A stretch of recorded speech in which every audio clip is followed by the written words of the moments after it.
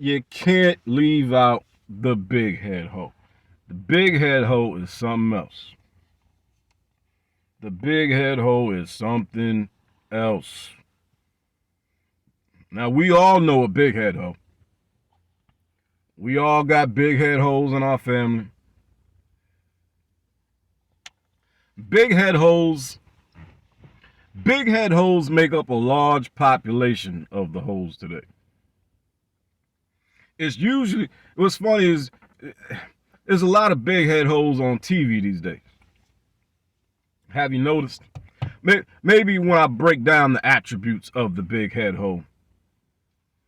When I break down the attributes of the big head hoe, you will understand. So what are the attributes of the big head hoe? There you go. There you go. As you read them, am I lying? There seems to be a lot of big head hoes on TV these days, ain't it? Number one, she typically has an overinflated sense of value. Now, since we are using Eboni K. Williams as the poster child for the big head hoes, Eboni K. Williams herself, right? If you remember, what was that, last month or the month before last, when Iyanla Vanzant asked her would she date a bus driver? If he owned the bus. If he owned the bus. Like, yo, shorty, you're like 50. You're like 50 years old, and you basically wasted all your prime years chasing after a zaddy. You was trying to get William Cartwright to marry you. William Cartwright didn't want to marry you. Now you done try to come back over here to BLAXKSQUAD, messing with the brothers, talking shit to the brothers like we did any damn thing to. You've been with the white boys for the last 20 years. Now she want to come back amongst black folk and talk down on black men. Because she thinks she's better than black men. She has an overinflated sense of value. And even in just relation to dating a bus driver, again, what do men value in a woman? Youth and beauty. Youth and beauty. Her youth is about 15 years behind her. And though she is an attractive woman, I mean, you know, two things could be true at the same time. Let's not be assholes. Let's not be some red pill assholes, because there's already enough of those. Where, you know, a lot of red pill dudes, because they don't care for Eboni Williams, they'll try to pretend like she's not an attractive woman. Get the fuck out of here. Eboni K. Williams is an attractive woman. She is not ugly. Stop playing. All right? Two things can be true at the same time. However, though she is attractive for her age, that's just it. She is attractive for her age. It has a single, attractive, middle-aged woman who wants a certain kind of man. What she apparently fails to understand is she is competing, whether she likes it or not. The dating market is one big competition. I don't give a damn how you feel about it, ladies. Because a lot of women say, I ain't competing for no man. I ain't competing for no man. If you are single and on the dating market, you are competing. Period. Doesn't matter, male or female. Male or female, if you are single and you're on the dating market, you are competing. And what Eboni K. Williams fails to understand is, though she is an attractive older woman, she's competing with attractive women who are 10 and 15 years younger than her, 20 years younger than her. And the men she wants have no problem getting those women who are 10, 15, 20 years younger than she is. But she'll sit there and tell you, who she ain't gonna date, what she ain't gonna do. Because she has an overinflated sense of value. Number 2, she's usually an educated woman or belongs to a well-off family. That's why she's big-headed. That's why she's big-headed. A lot of these chicks, they'll get a little PhD or a bachelor's or a master's or whatever. They'll go to some university and get that piece of paper. As soon as they get that piece of paper, boy, you can't tell them nothing. You can't tell them nothing. They got their little, they majored in women's studies. They got their little major in grasshopper reproduction on the moon. Some bullshit irrelevant degree that doesn't translate well into making money a lot of the times. But just because they got that piece of paper, that is what contributes to their big head. Or, like I said, sometimes they belong to a well-off family. Mommy and daddy got money. She ain't got money. Mommy and daddy got money. Like how Shaq tell his kids, you ain't rich, I'm rich, right? A lot of well-off parents will tell their kids that shit. But see, the big-headed hoe, she comes from parents who didn't tell her that shit. She comes from parents, especially a daddy. It's usually the father. The father is usually a sucker. 9 times out of 10, the big-headed hoe has a daddy who's a sucker. And he raised his daughter, his big-headed daughter, to think, she's a princess. And sent her out into the world with the idea that that is how all men are supposed to view her. That all men are supposed to treat her like her daddy.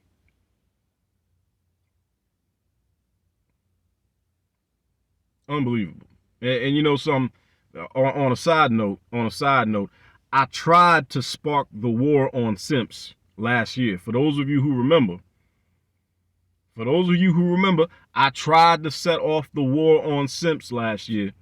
Unfortunately, the bottom line is, truth be told, I'm too small of a YouTuber. I've got too small of a platform to be the one who's capable of sparking off a war on simps. But I said last year that we need to wage war on these fucking simps. A lot of these simps are fathers, and a lot of these simp fathers have daughters. And they're instilling this kind of stupidity into their daughters. These are the dudes, these men who raise these kind of women. These men are basically making the beds of an entire generation of men harder to lay in because of the type of daughters that they're producing. And the big head hoe, she usually has that kind of a father. However, number 3, she lives to challenge men. Remember, she's a big-headed hoe. She's a big-headed hoe. She's usually educated, usually has some money. And like I said, 3, lives to challenge men. Now, how does she usually challenge men? Verbally. Verbally.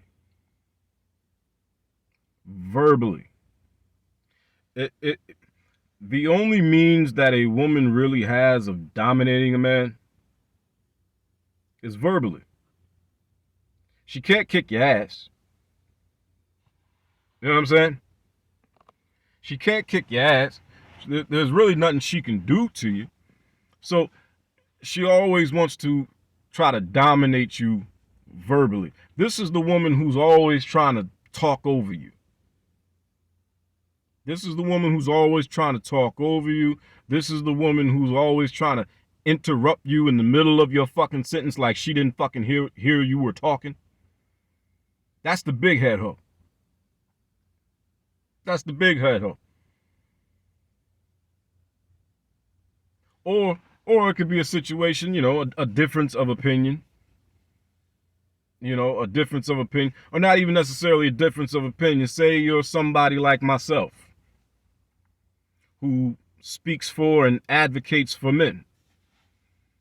And the big head hoe, she'll come along and she won't like that at all. She won't like that at all. Right? Now, all kinds of hoes don't like that. But the big head hoe, you know, she don't like that at all. So she'll try to come along and challenge everything that's being said. Even the simplest of things, such as men should have standards. She'll challenge that. Something so basic, something so common sense, something so logical, something as reasonable as men having standards. She will try to challenge that and twist it into something else. Body shaming or policing women or something. She'll try to twist it and turn it into something when it just all boils down to men having standards. She'll try to challenge that because she lives to challenge men. As you are about to see, let's take a look at the big head hoe in action. Today's sidebar starts with a note of gratitude. I want to thank the culture for making my interview with Dr. Iyanla Vanzant one of the most popular and actively engaged content offerings the Griot has produced. So before I tell you my thoughts, let's replay the clip that had some of y'all deep into your feelings. I do want you to speak how women... Now, wait a minute. This the big head hoe. Now, already, she's passively aggressively trying to throw shade at people and being dismissive of how people viewed and perceived what she said. Has some of y'all deep off in y'all feelings. This the big head hoe. Pay attention. Need to, I don't know, position ourselves so that we can be in our divinity, so we can have our crowns right, how we can create and not build. When some of us... Word salad, blah, blah, blah. That was a bunch of bitch babble. Be in our feminine, Maintain our crowns. What the fuck does that shit even mean? What the fuck does that mean? What does that mean? And if you look at her face and the way she's kind of stumbling over her words, she literally didn't really have anything to fucking say. So she resorted to bitch babble. maintain our divinity. You're not fucking divine. You are not divine. You bleed like everybody else. You sweat like everybody else. You shit like everybody else. You wake up in the morning and brush your teeth like everybody else. You put your pants on the same way as everybody else. You are not divine, you big-headed heifer. I'm so sick of hearing this divine feminine bullshit. You are not a goddess. You are a human being capable of error and full of flaws. Tired of that divinity bullshit. I'm so sick of hearing that shit. Quite frankly, feel that the men that are available to us, and I'm talking about across the color spectrum, across the age spectrum, trust me, I've done them all, they are not positioned. Yeah, we know you've done them all, Eboni. We know you done them all, you big head hoe. to protect nor provide because of some of the statistics we just talked about. They're not earning the incomes. They're not having the resources, and some of them are not even showing up in the leadership. Would you date a bus driver? Here it come. You. Look at the He face. owns the bus if he owns No. it. Did you see the face? First of all, she was insulted that Iyanla even asked her that shit. She was insulted that she even asked her that question. If he owns the bus, See, that's a Iyanla. problem. That's a problem. Now let's address the response to the interview and what some of y'all are calling a backlash. So let me be clear. First, I am a professional disruptor. So What the fuck is a professional disruptor? A professional disruptor? That sounds like another way of saying agent of chaos. Professional disruptor. What are you disrupting? Are you disrupting peace? Are you disrupting order? What exactly are you disrupting?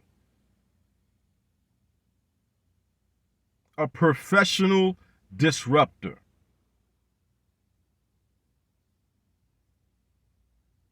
Interesting. Like I said, that sounds like a whole nother way of saying agent of chaos, doesn't it?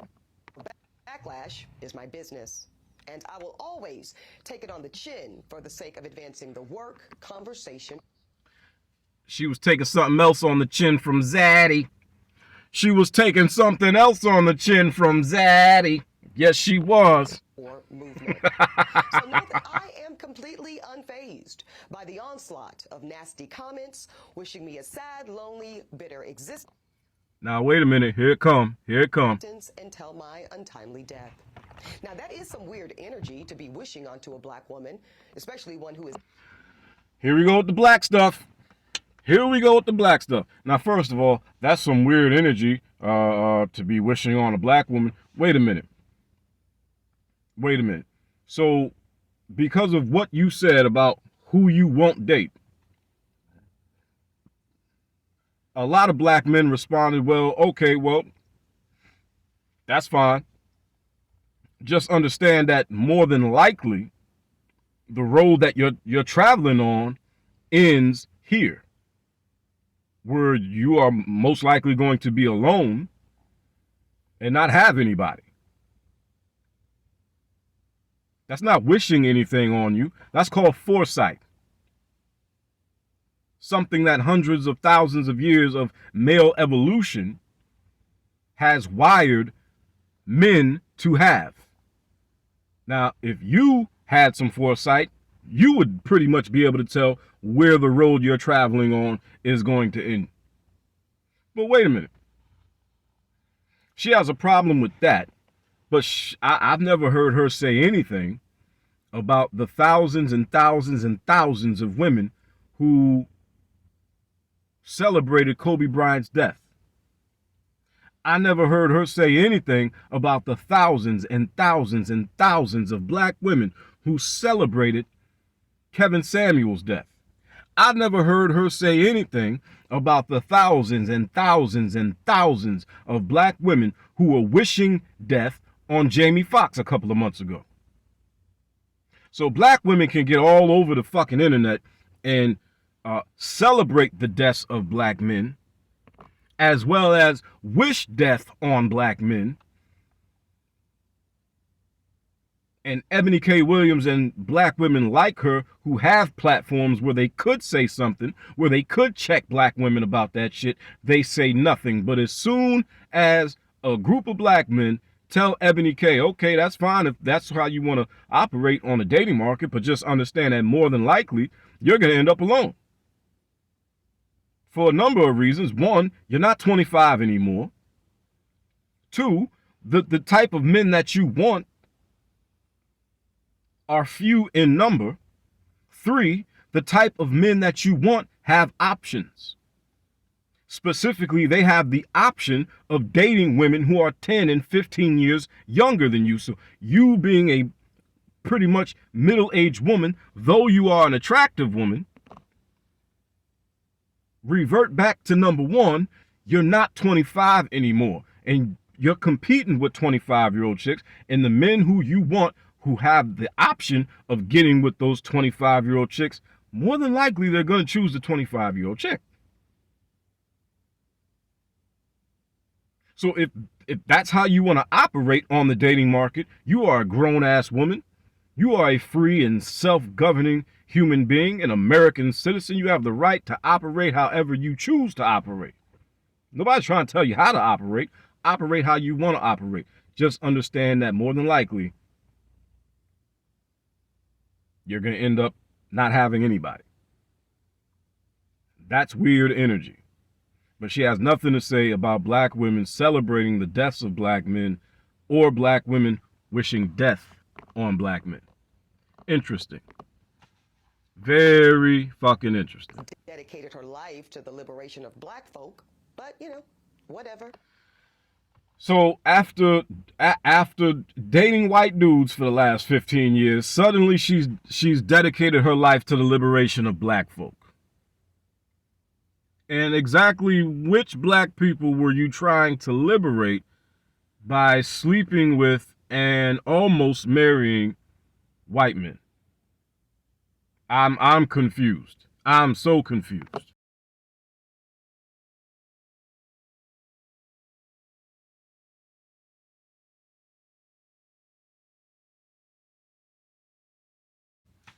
I guess go off.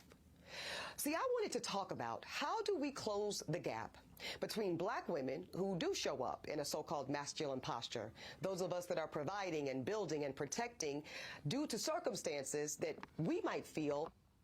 Who the hell are black women protecting? Who the hell are black women protecting? Who? They can't even protect themselves. Now, it's been a while since we've seen a video of black chicks getting their asses whooped in Asian nail shops and weave shops and shit. It's been a while since we've seen one of those, but who are black women protecting?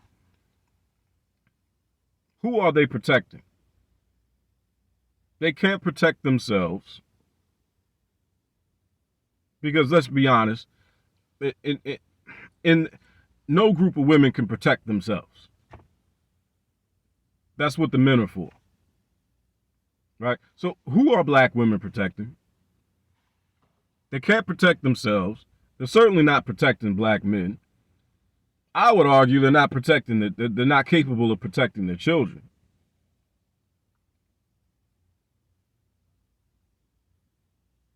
How are you protecting? You can't claim that. You definitely can't claim that you're protecting your sons. Because your sons aren't even reading at the grade levels that they're supposed to be reading at. A large number of your sons are dropping out of high school.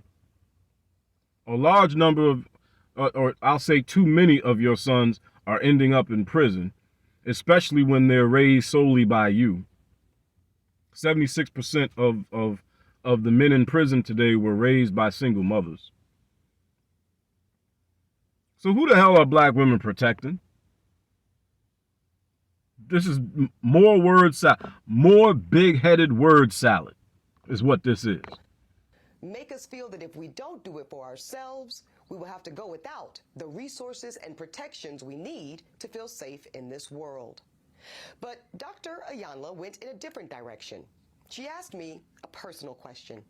And y'all know I have been extremely transparent about the fact that my life choices and my chosen lifestyle are far outside of the norm.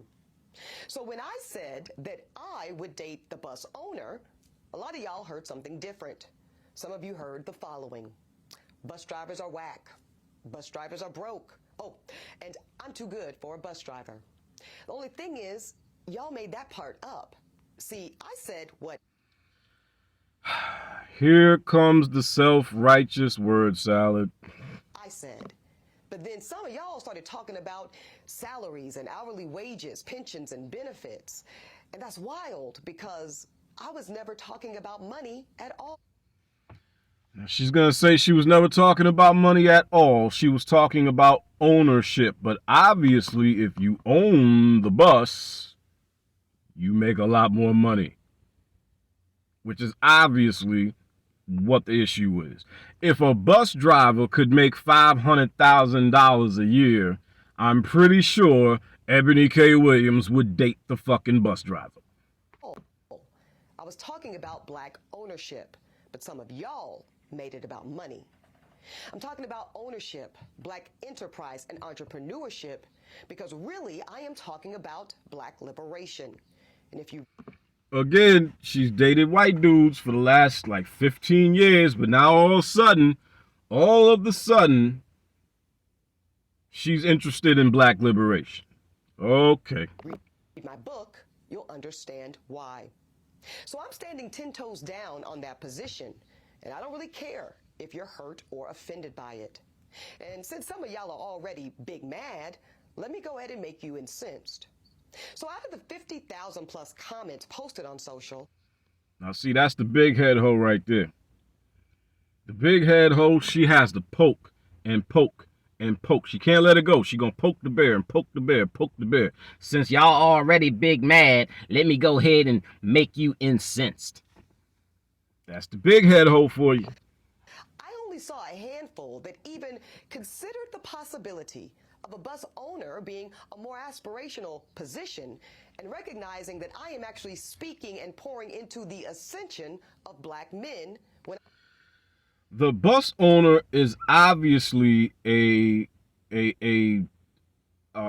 more financially stable position.